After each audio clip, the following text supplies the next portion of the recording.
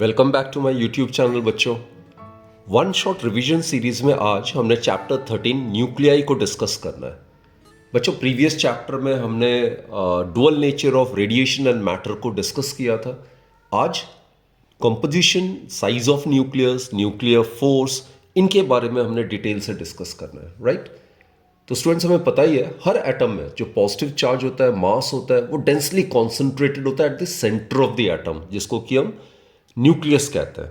तो एटम में एक सेंट्रल पॉजिटिव कोर होता है which is known as nucleus, और उसकी डायमेंशंस होती है लगभग 10⁻⁻14 से 10⁻15 मीटर, और एटम की साइज 10⁻10 मीटर होता है।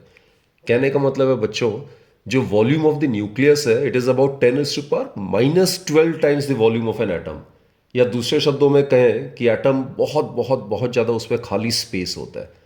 आप इसको ऐसे भी समझ सकते हो, एक क्लासरूम की जो साइज है ना उसको आप एटम मान लो, राइट? तो उस केस में जो न्यूक्लियस होगा it would be the size of a pin head. एक जो सिंपल सा पिन होता है उसका जो हेड होता है उसकी साइज का वो न्यूक्लियस होगा। तो आप समझ लो there is a lot and lot of empty space inside an atom.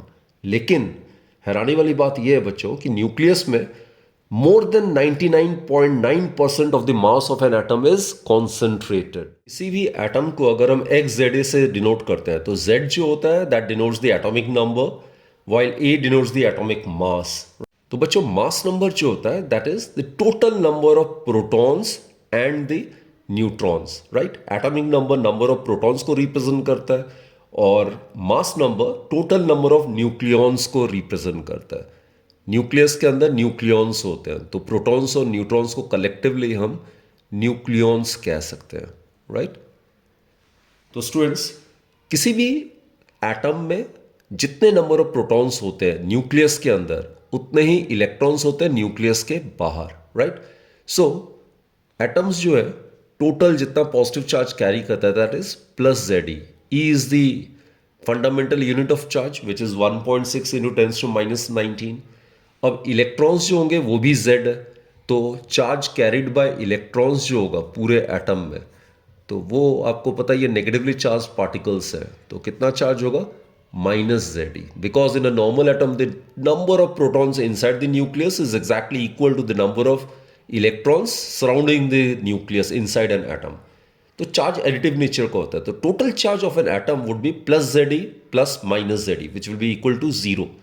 तो बच्चे, एटम जो होता है नॉर्मल स्टेट में it is always electrically neutral, right? और प्रोटॉन की अगर बात करें तो दोनों का मास लगभग सेम होता है, each being equal to 1.67 into 10⁻27 kg। जबकि न्यूट्रॉन ये इलेक्ट्रिकली न्यूट्रल होता है, इसमें कोई चार्ज नहीं होता। जबकि proton we are aware it's a positively charged particle, right? इसमें चार्ज कितना कैरी करता है? +1.6 इंटू 10⁻19 कूलम। और बच्चे, जो न्यूट्रॉन है जैसे हमने डिस्कस किया it's a constituent particle of the nucleus, इसको न्यूक्लियॉन भी कहते हैं, and it was discovered by Chadwick. अब ये आता कहाँ से है? जब बम्बार्डमेंट हुआ बेरिलियम का with an alpha particle, and then in the reaction produces carbon 12 and along with neutron, right? और बच्चों, न्यूक्लियस के अंदर जब तक न्यूट्रॉन रहता है that is very very stable, right? लेकिन जैसे न्यूक्लियस के बाहर आता है इट इज क्वाइट अनस्टेबल। इसकी जो मीन लाइफ है लगभग 1000 सेकेंड्स के करीब है। तो इसका मतलब outside the nucleus it is unstable. और बच्चे, ये न्यूट्रॉन जो है वो डिके कैसे करता है जरा देखो। I write the equation. Neutron decays as per the following reaction. ये प्रोटॉन का सिंबल है, न्यूट्रॉन को हम N01 से रिप्रेजेंट करते हैं, मास 1 यूनिट और ये 0 चार्ज, राइट? ये प्रोटॉन का सिंबल है, इसको हम इस तरह से लिखते हैं। तो न्यूट्रॉन जब डिके करता है तो it produces proton, electron E0-1। Electron का मास ऑलमोस्ट नेग्लिजिबल मानते हैं हम, and charge negative unit, so this is an electron. Along with it an anti particle is produced जिसको हम एंटी न्यूट्रिनो कहते हैं। This is an anti particle, anti neutrino, right? तो इस तरीके से न्यूट्रॉन जो है वो डिके करता है। और जैसे मैंने कहा न्यूक्लियस के बाहर न्यूट्रॉन बहुत ही अनस्टेबल है, so it decays as per the following reaction. It forms proton, electron along with an anti particle, right? और बच्चों, बीइंग न्यूट्रल, जो न्यूट्रॉन है उसमें लो आयनाइजेशन पावर होता है, जबकि इसमें हाई पेनिट्रेटिंग पावर होता है। काफ़ी स्विफ्ट होता है ये, क्योंकि ये लाइट वेट होता है। और दूसरा बच्चों, जब फास्ट मूविंग न्यूट्रॉन्स, जैसे ये मैं एक डायग्राम बनाता हूँ, ये फास्ट मूविंग न्यूट्रॉन है, suppose this is a fast moving neutron, इसमें काफ़ी ज़्यादा एनर्जी होगा। सो मान लेते हैं 2 MeV, ये फास्ट मूविंग न्यूट्रॉन है। जब इसको हम ऐसे सब्सटेंसेस से पास कराते हैं जैसे हैवी वाटर हो गया, पैराफिन वैक्स हो गया या ग्राफाइट हो गया, इसको मॉडरेटर कहते हैं। These substances are known as moderators, right? तो जैसे ही फास्ट मूविंग न्यूट्रॉन को मॉडरेटर से पास कराते हैं, then what happens, due to the elastic scattering, ये जो न्यूट्रॉन है it loses its energy and thus it gets slowed down, तो इनकी स्पीड काफ़ी कम हो जाती है। तो ये जो स्लो मूविंग न्यूट्रॉन्स है, इनकी एनर्जी लगभग 2 मेगा इलेक्ट्रॉन वोल्ट से लगभग 0.025 इलेक्ट्रॉन वोल्ट तक रह जाती है। और यही जो स्लो मूविंग न्यूट्रॉन्स है बच्चों, इनको हम थर्मल न्यूट्रॉन्स कहते हैं, राइट?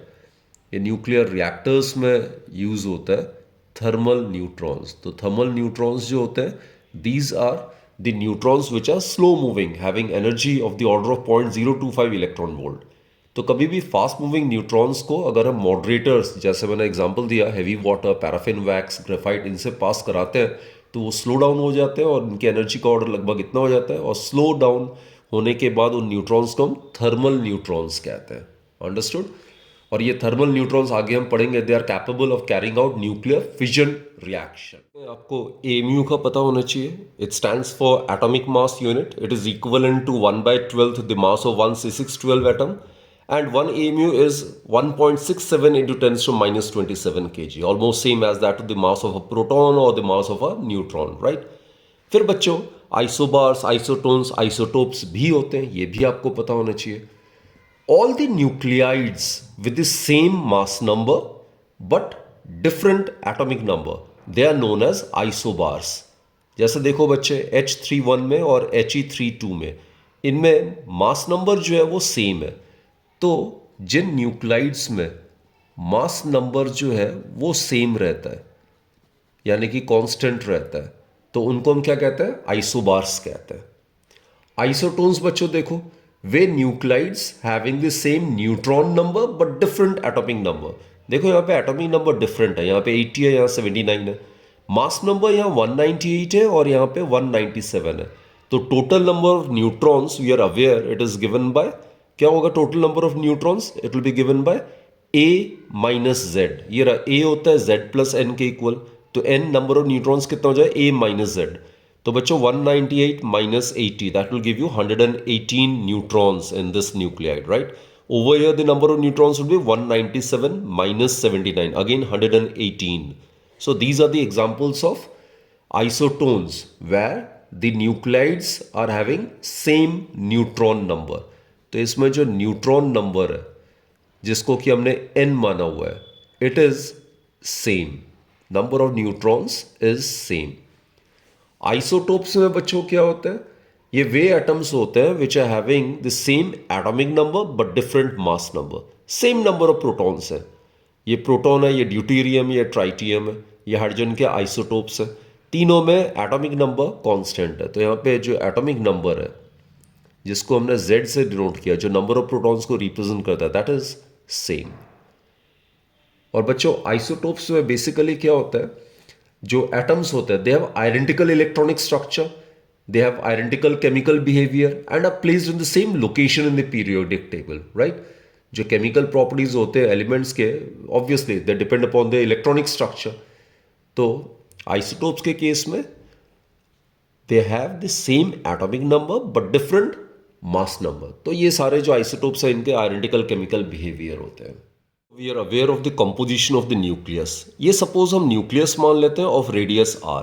अब न्यूक्लियस में क्या चीज़ होता है? Protons and neutrons, and sum total of protons and neutrons को हम क्या कहते हैं? एटॉमिक मास कहते हैं। नंबर ऑफ प्रोटॉन्स जो होता है वो एटॉमिक नंबर से डिनोट होता है, राइट? तो basically atomic mass represents the total number of nucleons inside the nucleus, and protons and neutrons are collectively known as nucleons. तो बच्चों ये स्फीयर है, न्यूक्लियस को as a sphere of radius r treat कर रहे हैं, तो ऑब्वियस है इसका जो वॉल्यूम है 4/3 पाई r cube, this will be the volume of the nucleus. it would be obviously proportional to the number of nucleons present inside it, and the total number of nucleons present inside it is known as atomic mass, right? तो ये a के proportional हो जाएगा.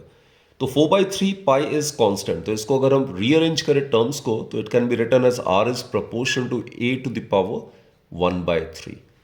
Now in order to eliminate this proposed sign, we need to introduce some constant. वो जो constant है बच्चों, इसको हम represent करते हैं r naught से, to the power a to the power 1/3, right? So this is again a very very important expression. R naught जो ये constant है, R naught का जो value है, it is 1.2 Fermi. Fermi is 10 raised to power minus 15 meter, right?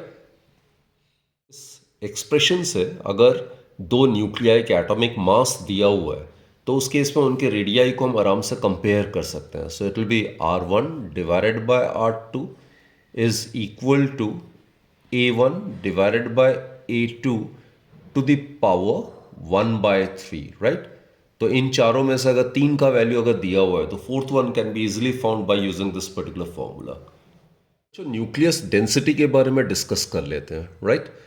तो nucleus की जो density है, it will B obviously given by the mass of the nucleus divided by its volume. This is the formula for density, isn't it? Mass over volume. So nucleus density would be mass of the nucleus divided by the volume of the nucleus, right?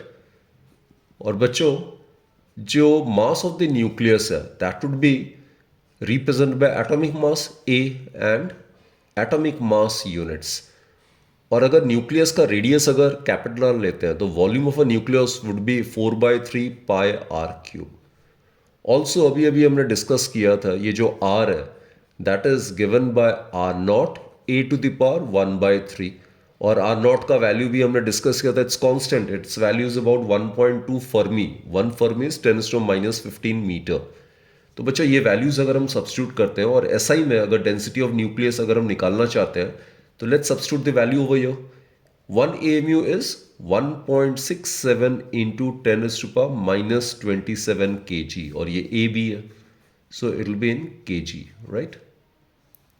Divided by 4/3 pi r cube. 4/3 pi की जगह आप 3.14 ले सकते हो, and r cube अगर करेंगे तो यहाँ पे आ जाएगा r not cube into a to the power 1/3 to the power cube. It would be equal to a, and in SI the volume would be in meter cube, right? तो A get cancelled. तो बच्चों यहीं पे आ जाता है कि nucleus density being independent of the atomic mass, so density of a nucleus is constant. किसी भी एटम के न्यूक्लियस की डेंसिटी हमेशा हमेशा सेम होगी as it is independent of the atomic mass. और बच्चों R नॉट का वैल्यू हमें पता ही है, ये होता है, तो सारे वैल्यूज ये कांस्टेंट है, A कैंसिल आउट हो जाएगा. So the density of the nucleus it comes out to be about रफली ये 2.3 इंटू 10⁻17, और SI यूनिट आएगा kg/m³. It's a huge value. तो बच्चे एक दो पॉइंट आपने कंक्लूड करना है. पहला, न्यूक्लियस डेंसिटी जो है वो इंडिपेंडेंट ऑफ एटॉमिक मास है, तो किसी भी एटम के न्यूक्लियस की डेंसिटी कांस्टेंट होती है. और न्यूक्लियस की डेंसिटी कितनी होती है? बहुत बहुत बहुत ज़्यादा होता है, 10⁻17. It's a huge value. It represents the compactness of matter inside the nucleus. So this nucleus density is very large compared to the ordinary matter. जैसे पानी की डेंसिटी कितनी होती है? 10⁻³ kg/m³ होता है, जबकि यहाँ पे कितना होगा? पानी के डेंसिटी से लगभग 10⁻14 टाइम्स ज़्यादा होगा. So it indicates the compactness of matter inside the nucleus, right? Topic है Einstein's mass energy relation, right? Einstein ने ये बताया कि मास जो है that is nothing but another form of energy.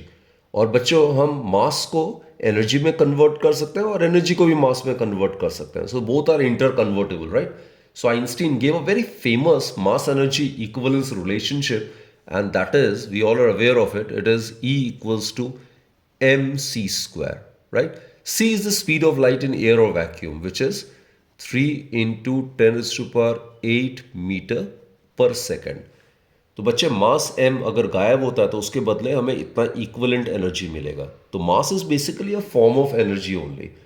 किसी भी रिएक्शन में ना, जो कंजर्वेशन लॉ जो होता है एनर्जी का, वो यही कहता है कि initial energy and the final energy are equal, provided the energy associated with mass is also included, right? Then initial energy would be always equal to the final energy. सिर्फ उसमें ये कंडीशन लगता है, उसमें जो एनर्जी जो मास गायब हुआ है उससे जो एसोसिएटेड उसको भी उसमें इंक्लूड करना जरूरी है. तो Einstein's mass energy relation is E equals to mc square. अब बच्चे इससे हम एनर्जी इक्वलेंट टू 1 AMU हम निकाल सकते हैं. So let's try to find out the energy equivalent to 1 AMU. Energy equivalent to 1 AMU. अभी अभी हमने डिस्कस किया था 1 जो AMU होता है it is equal to 1.67 into 10⁻⁻27 kg. तो अगर मास गायब होता है तो इसके बदले में हमें कितनी एनर्जी मिलेगी, right? So let's find out. So energy equivalent to 1 AMU would be m की जगह आप लिखोगे 1.67 इंटू 10⁻⁻27, ये kg में ही आएगा. c जो है हमें पता ही है 3 इंटू 10⁸ मीटर पर सेकेंड, राइट? मीटर पर सेकेंड इसका स्क्वायर आ जाएगा. So we'll get 1.67 into 10⁻⁻27 into 9 into 10⁻16 kg meter square per second square, that would be joule. अब बच्चे न्यूक्लियर और एटॉमिक फिजिक्स में मैंने बताया इलेक्ट्रॉन वोल्ट नॉर्मली हम यूनिट को यूज करते हैं. यहाँ पे हम मेगा इलेक्ट्रॉन वोल्ट यूज करेंगे. 1 mega electron volt would be 1.6 into 10⁻13 joule. तो जूल को मेगा इलेक्ट्रॉन वोल्ट में कन्वर्ट करने के लिए what to do is 1.67 into 10⁻27 multiplied by 9 into 10⁻16. इसको हम डिवाइड कर देंगे 1.6 इंटू 10⁻13 से. तो ये जो भी रिजल्ट आएगा it will be in mega electron volt. और बच्चों इसको अगर आप सॉल्व करोगे यू कैन चेक इट. जो एनर्जी आता है equivalent to 1 AMU that comes out to be 931.5 mega electron volt. This is a very very important result. तो 1 AMU के इक्विवेलेंट इतना एनर्जी हमें मिलेगा, राइट? तो AMU में अगर मास डिफेक्ट वगैरह अगर हमें पता है तो उसके बदले हम बाइंडिंग एनर्जी आराम से इस रिजल्ट को यूज करके निकाल सकते हैं. अब ये मास डिफेक्ट क्या है, बाइंडिंग एनर्जी क्या है, that we are going to discuss. Mass defect study करने से पहले कुछ बेसिक से फैक्ट्स हम डिस्कस कर लेते हैं. जैसे हमें पता है न्यूक्लियस जो है it is made up of nucleons which are the sum total of neutrons and protons. Therefore it may be expected that the mass of the nucleus must be equal to that of the total mass of its individual protons and neutrons, है ना? ये हम expect करेंगे कि nucleus जो है वो proton और न्यूट्रॉन से ही बना हुआ है. तो न्यूक्लियस का जो मास होगा वो किसके इक्वल होना चाहिए? Total mass of its individual protons and neutrons के. लेकिन बच्चों ऐसा होता नहीं है. एक्चुअली जो न्यूक्लियर मास है वो हमेशा कम होता है as compare to the total mass of the individual nucleons, right? और उसी डिफरेंस को हम मास डिफेक्ट कहते हैं. तो एक्चुअली मास डिफेक्ट क्या होता है? Difference in the mass of a nucleus and its constituents, that is known as mass defect. Defect का एक्सप्रेशन निकालने के लिए हम एक एटम मान लेते हैं जिसका एटॉमिक नंबर Z है और एटॉमिक मास A है. तो इसमें कॉन्स्टिट्यूएंट पार्टिकल्स क्या हो जाएगा? Z हो जाएगा total number of protons, right? Proton का जो मास है सपोज हम इसको mp से डिनोट करेंगे. जो न्यूट्रॉन का मास है suppose we will denoted by m small n. और जो न्यूक्लियस का मास है तो suppose it is denoted by capital letter m and n, राइट? सो मास डिफेक्ट क्या होगा जरा चेक करते हैं. जैसे मैंने कहा है मास डिफेक्ट क्या होता है? It is the difference in the mass of a nucleus and its constituents. So constituents क्या होगा जरा देखते हैं. इसमें Z एटॉमिक नंबर है, right? It is the total number of protons.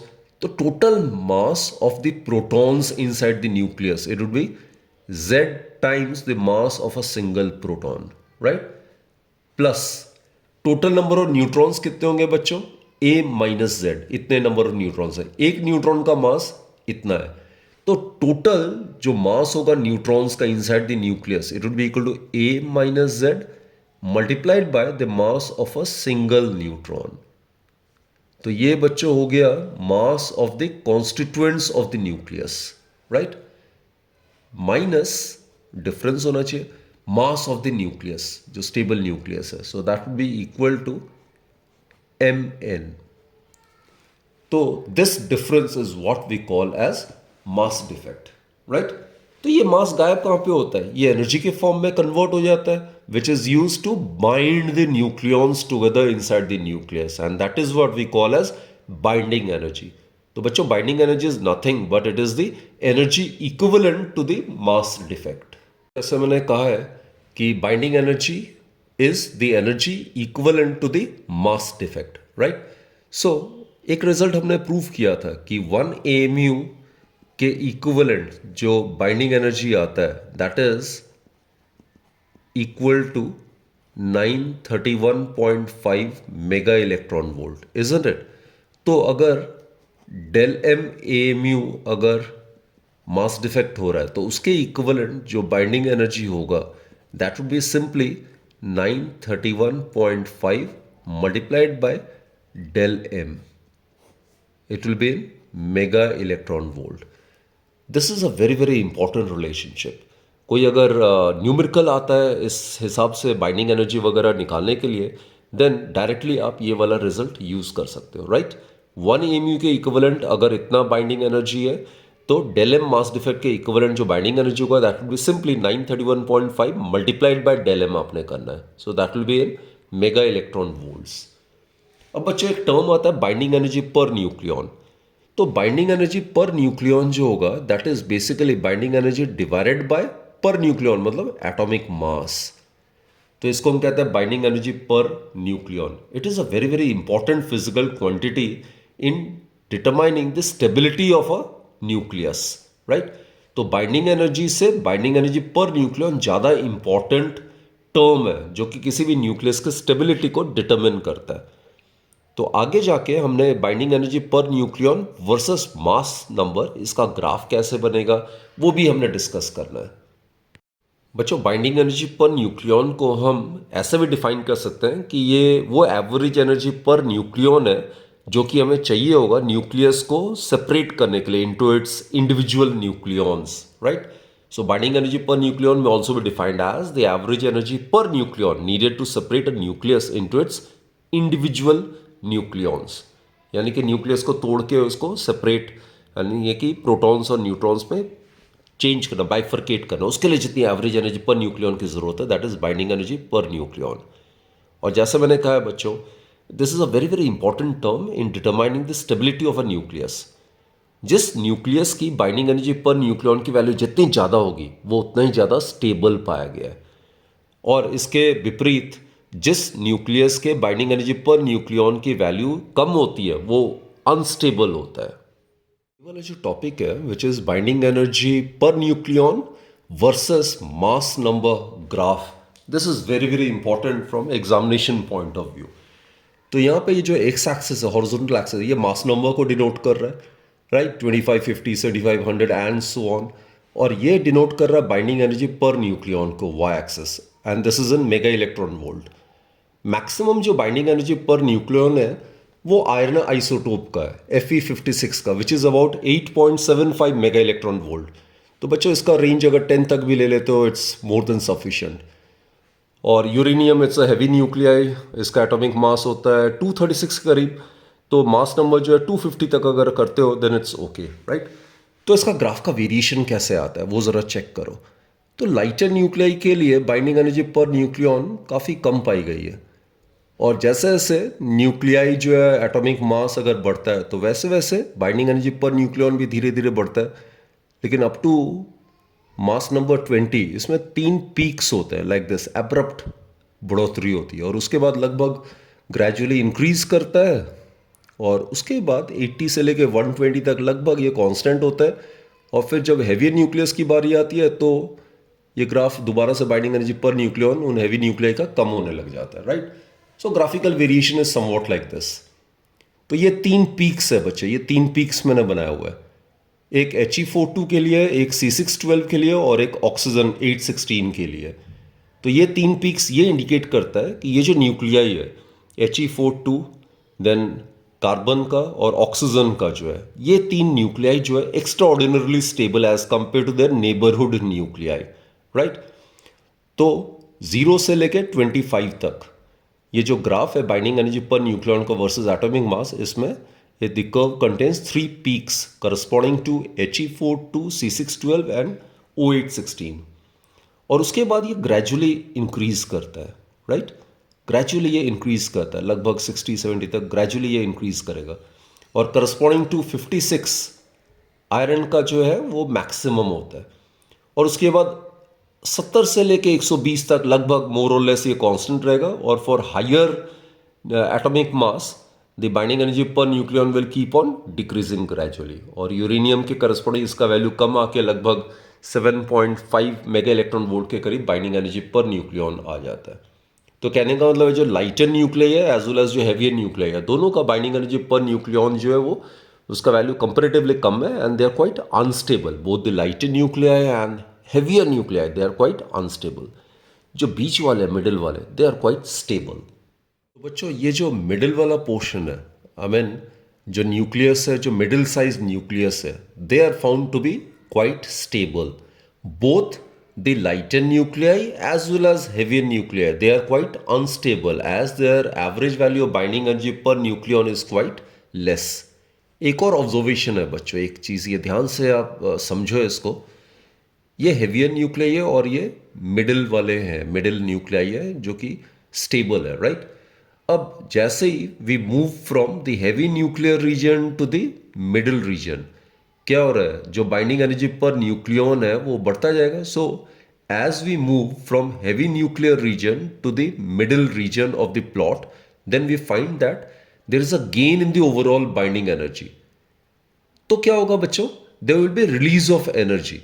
This indicates that कि energy can be released when a heavy nucleus breaks into two रफली equal fragments. और इसी प्रोसेस को हम न्यूक्लियर फिजन कहते हैं।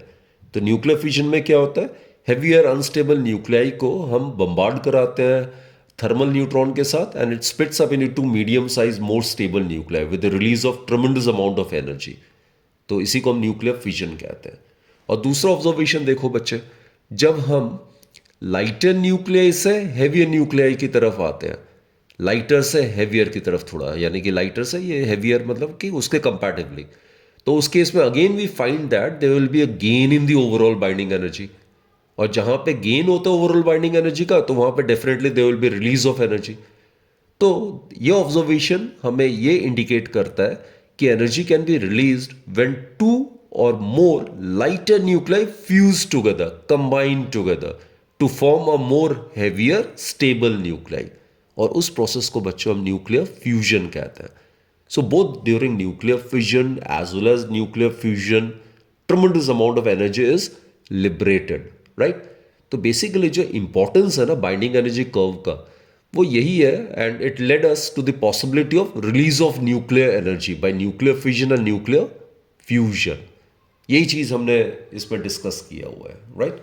तो ये जो मिडिल साइज न्यूक्लियाई है, they are the most stable. Average value इनका लगभग 8.5 मेगा इलेक्ट्रॉन वोल्ट के करीब होता है। बाकी जो बिल्कुल लाइटर है और बिल्कुल जो हैवियर है वे अनस्टेबल होता है। Lighter nuclei attain stability by combining together to form a more heavier more stable nuclei. और जो हैवियर न्यूक्लियाई होता है they tend to acquire stability by splitting up into two medium-sized nuclei, right? Now students, we will be discussing about nuclear force. हमें पता है nucleus के अंदर क्या होता है, न्यूक्लियॉन्स होते हैं। Nucleons are basically the sum total of protons and neutrons. अब न्यूट्रॉन्स में कोई चार्ज होता नहीं है, प्रोटॉन्स में सिर्फ पॉजिटिव चार्ज होता है। तो न्यूक्लियस के अंदर क्या होगा, सिर्फ अगर इलेक्ट्रिक फोर्स होता तो उसका नेचर सिर्फ और सिर्फ रिपल्सिव ही होता।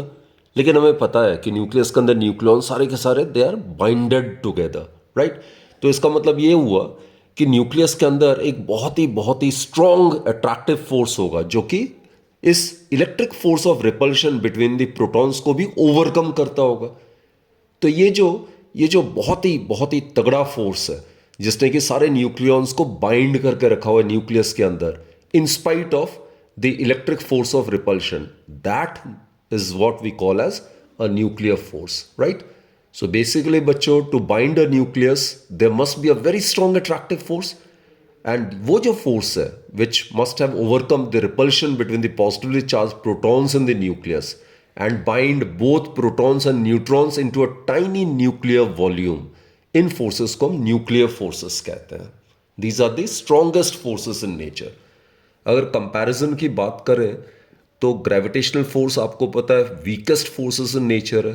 तो इनका अगर रेशियो लेते हैं, gravitational force is two weak force is to electric force is to nuclear force, then the ratio is found to be 1 is to 10 is to power 25 is to 10 is to power 36 is to 10 is to power 38.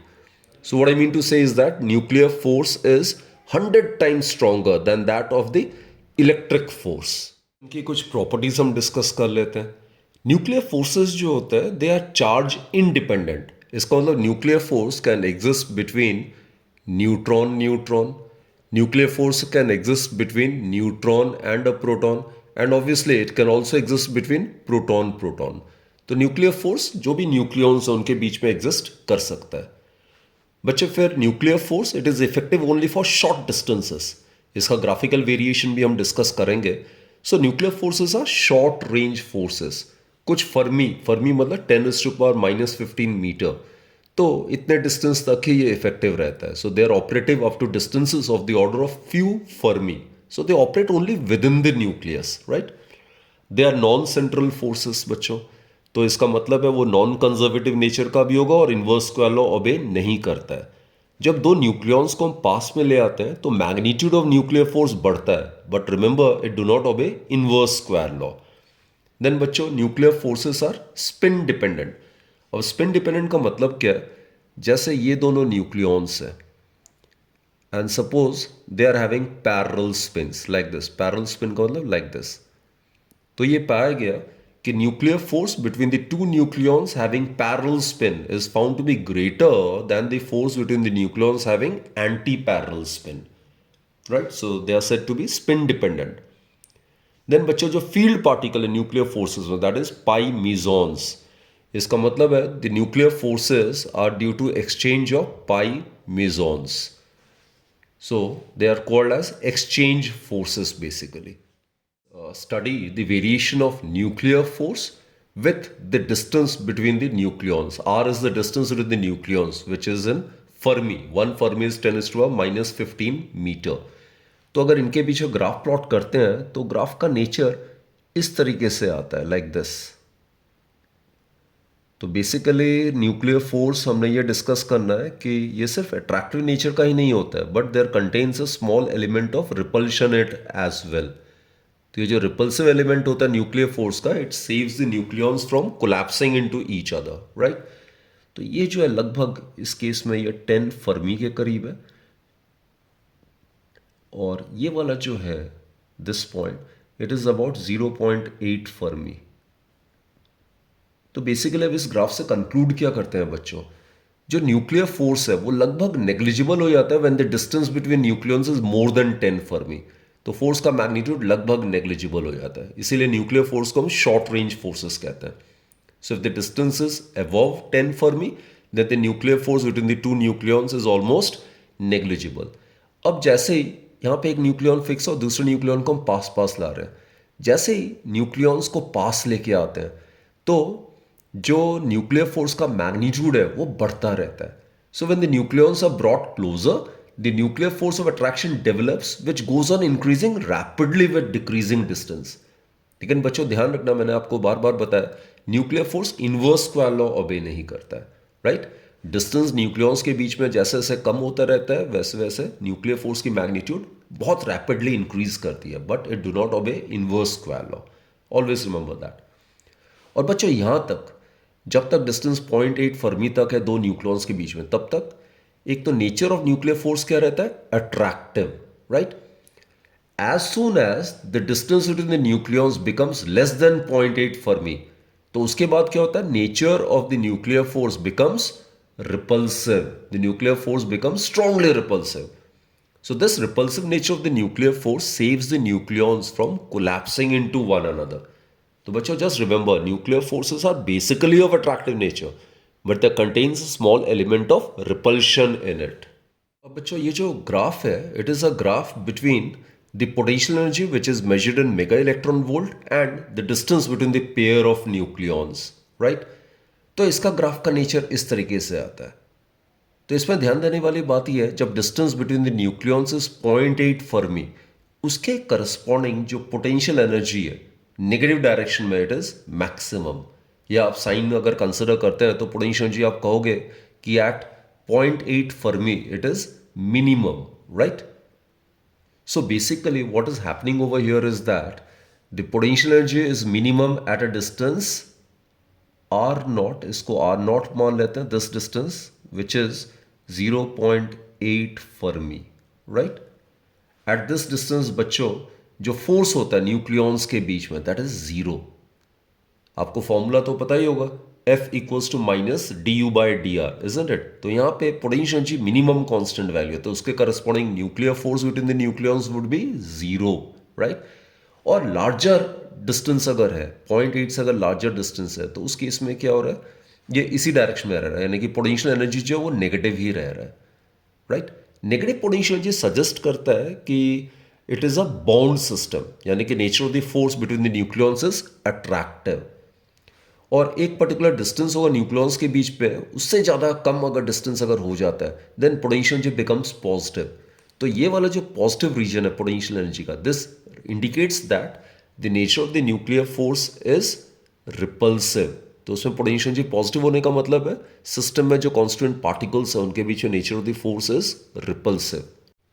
तो बच्चों ये दोनों graph जो है, एक है nuclear force versus distance between the nucleons, और दूसरा ये जो ग्राफ था potential energy versus the distance between the nucleons, both are very important from examination point of view, right?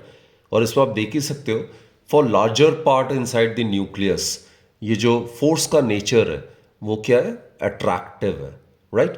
और उस केस में जब तक फोर्स का नेचर अट्रैक्टिव है तो उस केस में potential energy between the nucleons is negative, और स्मॉल पार्ट में nature of the nuclear force is repulsive.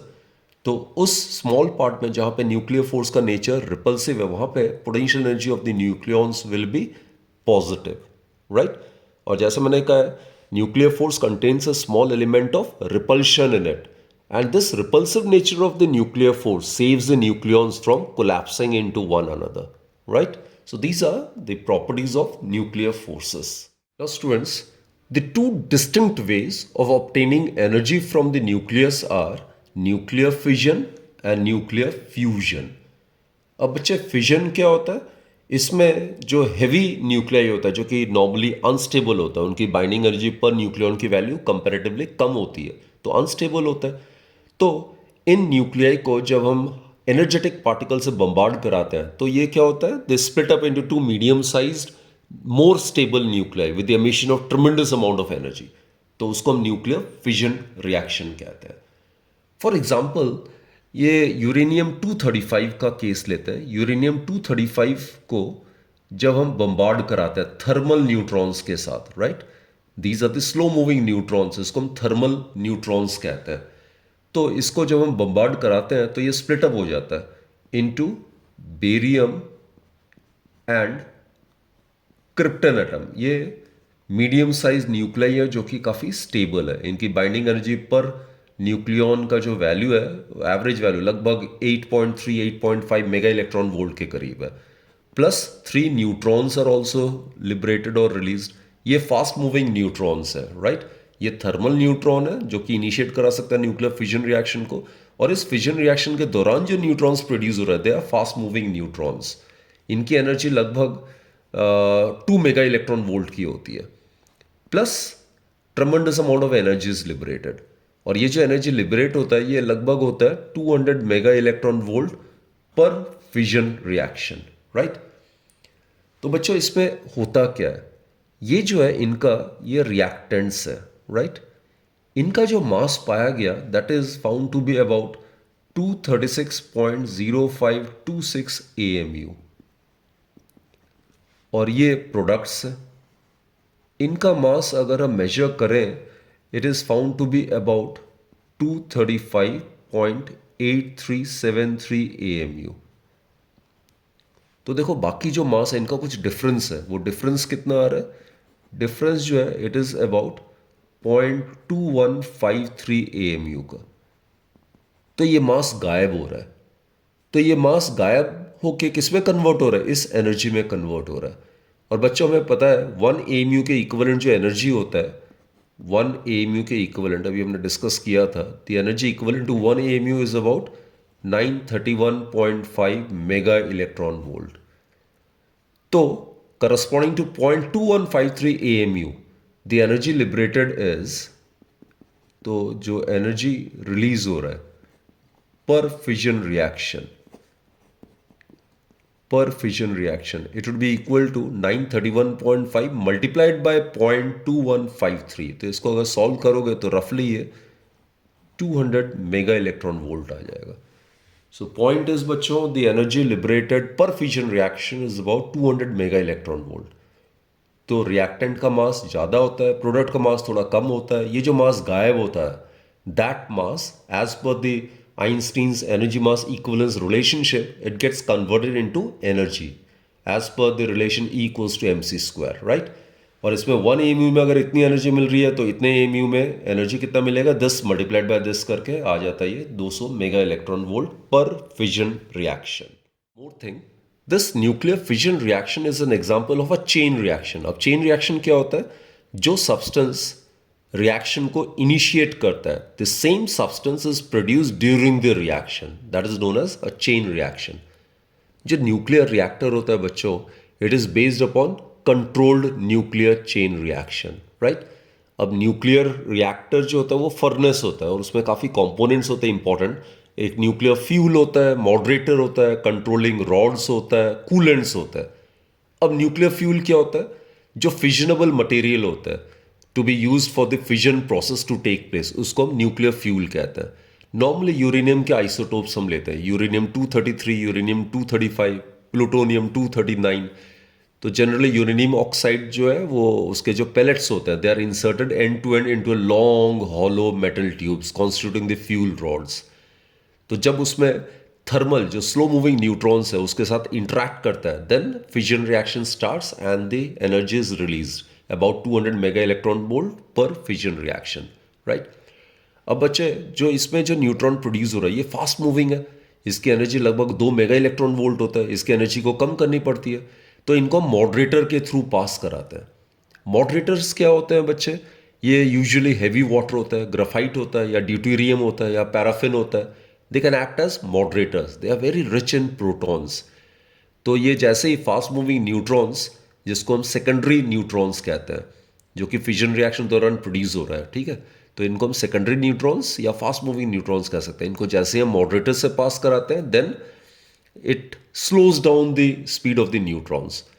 तो जब वो स्लो डाउन हो जाता है तो उनको हम थर्मल न्यूट्रॉन कहते हैं। और जब थर्मल न्यूट्रॉन जो है यूरेनियम 235 के साथ बम्बार्ड होता है, then it causes fission of uranium 235, right? फिर बच्चों कंट्रोल रॉड्स होता है। कंट्रोल रॉड्स जो होता है नॉर्मली हम इसका करते हैं बोरॉन या कैडमियम का होता है, and they are inserted in the holes of reactor core up to a desirable length, right? तो वो एक्सेस जो न्यूट्रॉन्स होता है उसको एब्जॉर्ब करने के काम आता है। तो कंट्रोल्ड चेन रिएक्शन के लिए कंट्रोल रॉड्स हम यूज करते हैं, so as to absorb the excess neutrons. तो जो भी एनर्जी रिलीज हो रहा है पर फिजन वो मैनेजेबल हो, राइट? और बच्चों, इस रिएक्शन के दौरान आपको पता है इतना एनर्जी लिबरेट हो रहा है, तो tremendous amount of heat is produced. तो कूलेंट्स भी हमें यूज करना पड़ता है। तो वो सब्सटेंस जो कि रिएक्टर में या फर्नेस में जो हीट प्रोड्यूस हो रहा है उसको रिमूव करने का काम आता है, और उसको फिर ट्रांसफर किया जाता है from the core of the nuclear reactor to the surroundings. उसको हम कहते हैं कूलेंट्स, राइट? अब इसमें लिक्विड सोडियम को जनरली हम कूलेंट्स के तौर पे यूज़ करते हैं। कई बार तो हैवी वाटर को भी हम यूज़ कर लेते हैं, लेकिन बहुत ज़्यादा हाई टेम्परेचर है तो liquid sodium is used as a coolant, right?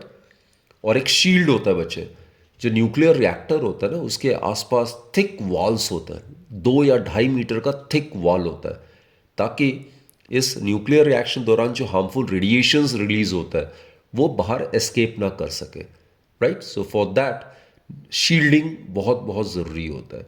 So basically जो रिएक्शंस के दौरान जो हार्मफुल रेडिएशंस होता है वो लीकेज ना कर सके, इस वजह से वो रिएक्टर जो होता है it is protected with concrete walls, काफ़ी थिक कंक्रीट वॉल्स होते हैं, they used for shielding. So that was about nuclear reactors which are based on controlled nuclear fission reaction, right? अब बच्चों, न्यूक्लियर फ्यूजन जो है वो बिल्कुल ही ऑपोजिट होता है as compare to nuclear fission. Fission मतलब स्प्लिट अप, फ्यूजन मतलब कॉम्बिनेशन. तो fusion is the process in which two lighter unstable nuclei combine or fuse together at extremely high temperature to form a heavier, more stable nuclei. Again, with the release of tremendous amount of energy. So that is known as nuclear fusion reaction. कुछ मैं examples दे रहा हूँ बच्चे nuclear fusion का. जैसे ये hydrogen के isotopes हैं H11 प्लस H11. तो इसमें दो प्रोटॉन्स जो है ये कंबाइन होगा again at extremely high temperature to form a deuteron, right? Along with a positron, इसको हम पॉजिटिव इलेक्ट्रॉन कहते हैं, plus energy. During each reaction, energy is obviously produced. So this is again an example of nuclear fusion reaction. Some other example as well. आप ये भी मान सकते हो दो ड्यूट्रॉन्स जो है वो कंबाइन होगा at extremely high temperature to form an isotope of helium. He32, right. तो ये हीलियम का आइसोटोप बन गया प्लस न्यूट्रॉन भी लिबरेट होगा with the release of tremendous amount of energy. Then there is another reaction as well. Again ये जो है दो ड्यूटीरियम या आइसोटोप्स है हाइड्रोजन के, they combine together at very very high temperature to form tritium. This is again an isotope of hydrogen plus proton again with tremendous amount of energy, right? इसको Q1, इसको Q2, इसको Q3 मान लेते हैं. So these are all the examples of nuclear fusion reaction. 4 protons जो है they can hydrogen nuclei जो है they can combine together again at very very high temperature to form a helium nucleus. Helium आपको पता है it is much more stable, right? So along with 2 positrons and again tremendous amount of energy, right? So these all are the examples of nuclear fusion reaction. बच्चे इसमें ध्यान रखने वाली बात है ये सारे जो reactions है they can take place only at extremely high temperature. तो इसको कई बार हम thermonuclear reactions भी कहते हैं, right? So thus for thermonuclear fusion to occur, extreme conditions of temperature and pressure are required. और ये जो further higher density is also desirable, so that collisions between lighter nuclei occur quite frequently. और बच्चों ये जो conditions है ना, they are met only in the interior of stars. They are met only in the interior of stars and cannot be arranged in a lab. तो basically जो energy generation होता है स्टार्स में हमारे सन में, तो that takes place via thermonuclear fusion. तो sun में या सन से जो लगातार हम एनर्जी रिसीव कर पा रहे हैं और अगले काफ़ी मिलियन ईयर्स तक भी हम एनर्जी रिसीव करते रहेंगे, that is due to the continuous conversion of matter into energy. तो बच्चों हमने देखा न्यूक्लियर फिजन और न्यूक्लियर फ्यूजन दोनों ही सोर्सेस है tremendous amount of energy liberate करने के लिए, राइट? और दोनों में कुछ ना कुछ मास गायब होता है जो कि एनर्जी में कन्वर्ट होता है perfectly as per the Einstein's mass energy equivalence relationship, right? और बच्चों जैसे मैंने कहा है स्टार्स में जो एनर्जी जनरेट होता है that's due to nuclear fusion reaction. लेकिन यहाँ पे थर्मोन्यूक्लियर बॉम्ब्स जो हाइड्रोजन बॉम्ब होता है उसकी टेस्टिंग भी कई कंट्रीज़ ने किया हुआ है. तो उसके लिए हाई टेम्परेचर कैसे अरेंज करते हैं? तो हाई टेम्परेचर जो है इस कंडीशन को हम ले पाते हैं by first initiating the nuclear fission reaction, right? तो इन एक्चुअल प्रैक्टिस जो हाई टेम्परेचर जो रिक्वायर्ड है न्यूक्लियर फ्यूजन के लिए they are generated by nuclear fission. So that is why usually nuclear fission जो है इट प्रिसीड्स न्यूक्लियर फ्यूजन. तो nuclear fusion को करने के लिए पहले न्यूक्लियर फिजन कराते हैं, उसमें जो टेम्परेचर जनरेट होता है उससे हम न्यूक्लियर फ्यूजन प्रोसेस को करा सकते हैं. तो जो एटम बम है that is based on uncontrolled nuclear fission reaction. जो हाइड्रोजन बम है it is based on nuclear fusion reaction. तो बच्चे फ्यूजन रिएक्शन को अभी तक हम कंट्रोल नहीं कर पाए, right? So we are yet to learn controlling the thermonuclear fusion reaction, and this would be the basis of fusion reactor, जो कि हम मानते हैं कि future source of unlimited energy without pollution हो सकता है. एक और बात ध्यान देने वाली बात यह है कि हम कहते हैं इसमें एनर्जी ज़्यादा लिबरेट होता है, जबकि एनर्जी रिलीज पर fusion is only about 24 mega electron volt, जबकि यहाँ पे एनर्जी रिलीज पर fusion is 200 mega electron volt. But efficiency अगर बात करें तो पर न्यूक्लियाई की अगर बात करते हैं तो 200 डिवाइड बाय 236 अगर करते हैं तो it will be about 0.9 mega electron volt. तो पर न्यूक्लियॉन जो है that is about 0.9 mega electron volt है। यहाँ पे 4 न्यूक्लियाई यूज हो रहा है तो यहाँ पे 6 मेगा इलेक्ट्रॉन वोल्ट आ जाएगा पर nucleon. So in that sense, more amount of energy is liberated in nuclear fusion than in nuclear fission. तो बच्चों I am very very sure कि आपने ये सारे टॉपिक्स ढंग से समझ लिया होगा और that's it from this particular session. We have tried to revise each and every topic given in your CBSE curriculum, right? So we have revised the entire chapter thoroughly. Hope you have learned a lot and revised all these topics. And बच्चों keep working real hard and try to utilize each and every second, right? And do prepare very well for your forthcoming exams. And from my side, all the very very best, right? Do take very good care of yourself. Thank you, बच्चे. Thank you for watching.